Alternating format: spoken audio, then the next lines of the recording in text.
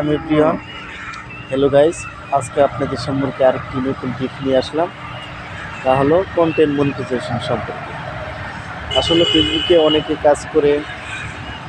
কাজ করে সেই পরিশ্রমের মূল্য পাচ্ছে না, কেননা তাদের কিছু না কিছু ভুলভ্রান্তি রয়ে গেছে, সেজন্য হয়তো এই ধরনের সম্মুখীন হচ্ছে।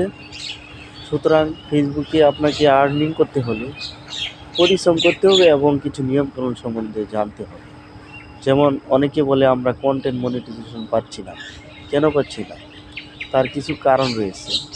তার মূল কারণ হচ্ছে যে ফেসবুক থেকে যে 4টি অপশন চালু করার কথা বলে দিচ্ছি সাবমিট করে পাঠানো, সেগুলো আপনারা সঠিকভাবে সাবমিট করছেন না।